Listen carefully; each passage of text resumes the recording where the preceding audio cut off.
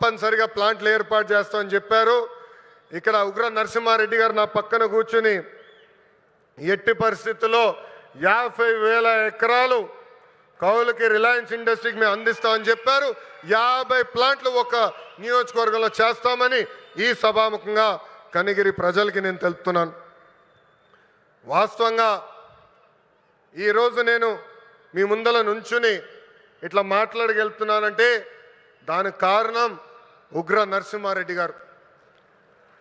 ఒక ఉగ్ర నరసింహుడుగా గత 10 రోజులుగా ఇక్కడ పనిచేశారు. నన్ను కోరారు కొంచెం ఒక 10 రోజుల తర్వాత ప్లాంట్ శంకుస్థాపన పెట్టుకుందామని. నేను ఒప్పుకోలేదు. మీరు రెడీగా ఉన్నా లేకపోయినా ఏప్రిల్ 2వ తారీఖు నేను వస్తున్నా కనిగిరి నియోజకవర్గానికని ఉగ్ర నరసింహారెడ్డి గారు నేను చెప్పా. 10 రోజుల్లోనే బాగా నల్లగా అయిపోయాడు ఆయన. రంగు 4 షేడ్లు తగ్గింది. ఎవరి కోసం ఆయన కష్టపడ్డారు? కనిగిరి ప్రజల కోసం. మన ఇంట్లో ఉన్న నిరుద్యోగ యువకులు పక్క రాష్ట్రాలకు వెళ్లకుండా మన ప్రాంతంలోనే మన నియోజకవర్గంలోనే ఉద్యోగాలు కల్పించే లక్ష్యంతో అహర్నిశలు పనిచేస్తున్న ఉగ్ర నరసింహారెడ్డి గారిని మనస్ఫూర్తిగా ఈ సభాముఖంగా నేను అభినందిస్తున్నా. చంద్రబాబు గారు చెప్తున్న P4 విధానానికి రిలయన్స్ CBG ప్లాంట్ నాంది కాబోతుంది. పేదరికం లేకుండా చేయటంలో ఇది కూడా ఒక తొలి అడుగని సభాముఖం తెలుపుతున్నాం. రైతులకి ఈ ప్లాంట్ల ద్వారా పెద్ద ఎత్తున మేలు జరుగుతుంది. నేపియర్ గడ్డితో ఈ గ్యాస్ తయారు చేయబోతున్నారు. ప్రభుత్వ భూమికి 15,000 రూపాయలు, రైతుల భూమికి 30,000 రూపాయలు కౌలు కూడా రిలయన్స్ ఇండస్ట్రీ ఇవ్వబోతుంది. రైతులు గడ్డి పెంచిస్తే టన్నుకి ఇంత అని కూడా వాళ్ళు డబ్బులు ఇవ్వబోతున్నారు. ఈ ప్లాంట్ ద్వారా 110,000 మెట్రిక్ టన్నులు ఆర్గానిక్ ఎరువు కూడా తయారవబోతుందని ఈ సభాముఖ ప్రజలు తెలుపుతున్నా. ఇంకా ఈ ప్లాంట్ ద్వారా గ్రామీణ యువతకి పెద్ద ఎత్తున ఉద్యోగాలు కూడా కల్పిస్తాం. ప్రకాశం జిల్లాలోకి ఎప్పుడు వచ్చినా నాకు నా పాదయాత్ర గుర్తొస్తుంది. ఈరోజు నేను నడుచుకుంటూ వస్తున్నప్పుడు అందరినీ కలిసా. గట్టిగా నా చేయి లాగారు. నాకు యువగలం పాదయాత్ర గుర్తొచ్చింది.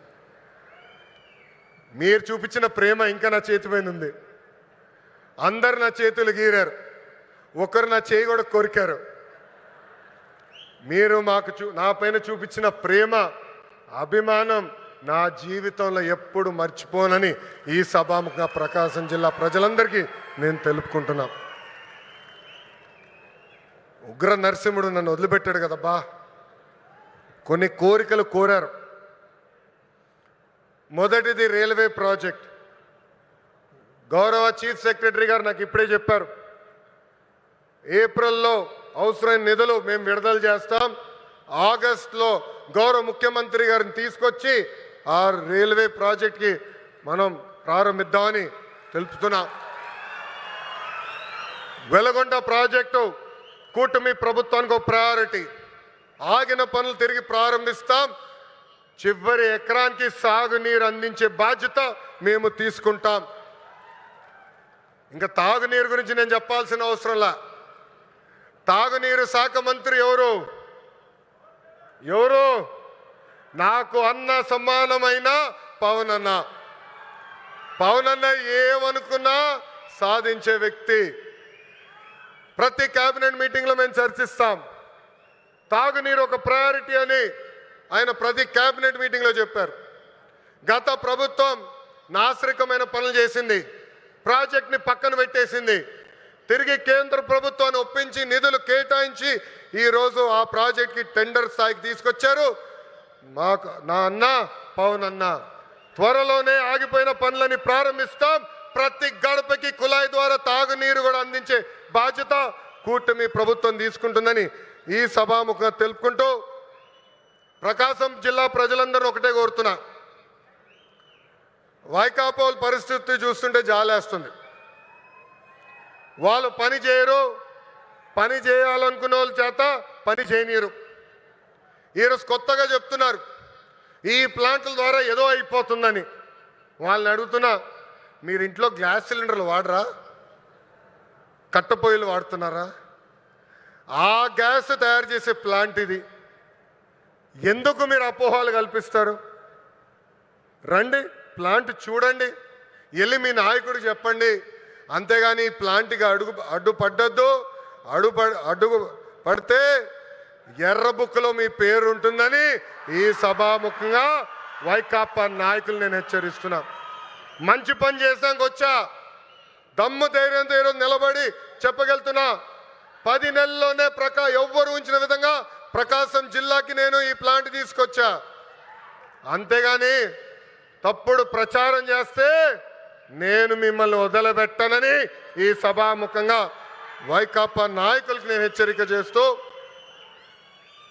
నిజంగానే ఈ సమావేశం చూసినా, వేదికమైన ఉన్న పెద్దలు చూసినా, ఈరోజు ఈ కార్యక్రమానికి యాంకర్గా నిలబడిన ఉదయ్ భాను మేడం గారిని చూసినా నాకు యువగలం పాదయాత్ర గుర్తొస్తుంది. ఆనాడు బీసీ గర్జన పేరుతో నేను కార్యక్రమం పెడితే ఉదయ్ భాను గారు స్వచ్ఛందంగా వచ్చి ఆ కార్యక్రమానికి యాంకర్గా నిలబడ్డారు. బీసీ సోదరులు జరుగుతున్న అన్యాయం పైన ఆనాడు మేము పెద్ద ఎత్తున ఆనాటి ప్రభుత్వాన్ని నిలదీశాం. నిలదీసినందుకు మేడం గారిని కూడా వైకాపా నాయకులు ట్రోల్ చేశారు. అంతేకాదు వేదికమైన పెద్దలందరి పైన దొంగ కేసులు పెట్టారు. నా పైన కూడా 23 కేసులు పెట్టారు. ఆనాడే చెప్పా, ఆ సైకో పాలనకి ఈ తెలుగుదేశం పార్టీ తగ్గేదే లేదని. వాస్తవంగా ఈరోజు ప్రజలకి స్వాతంత్రం వచ్చింది. 94% సీట్లలో ఎన్డీఏ ప్రభుత్వాన్ని మీరు గెలిపించారు. మా పైన బాధ్యత పెరిగింది. మీకు అహర్నిశలు కష్టపడతాం, మీకు అండగా నిలబడతాం, మీకున్న సమస్యలు పరిష్కరిస్తామని ఈ సభాముఖంగా హామీ ఇస్తూ, ఇక్కడ పెద్ద ఎత్తున తరలి వచ్చిన తెలుగుదేశం పార్టీ కార్యకర్తలు కూడా ఒక విజ్ఞప్తి చేయాలనుకున్నా. ఈరోజు వాస్తవంగా రిలయన్స్ కార్యక్రమానికి వచ్చా. గతంలో మీ అందరు చెప్పే, ఎప్పుడు నియోజకవర్గానికి వచ్చినా మిమ్మల్ని అందరినీ కలుస్తా, మీతో కూర్చుంటా, మీతో ఫోటోలు దిగుతానని హామీ ఇచ్చా. త్వరలో మళ్ళీ IIITకి శంకుస్థాపన వేసేదానికి నేను వస్తున్నాను. ఒక రోజంతా మీతో ఉంటా. అప్పుడు ఉత్తమ్ కార్యకర్తలు కలుస్తా. ప్రతి కార్యకర్తతో నేను ఫోటో దిగుతాను. ఈరోజు మళ్ళీ తిరిగి నేను గౌరవనీయులు ప్రసాద్ గారిని తిరిగి విమానం ఎక్కించాల్సిన బాధ్యత నాకుంది.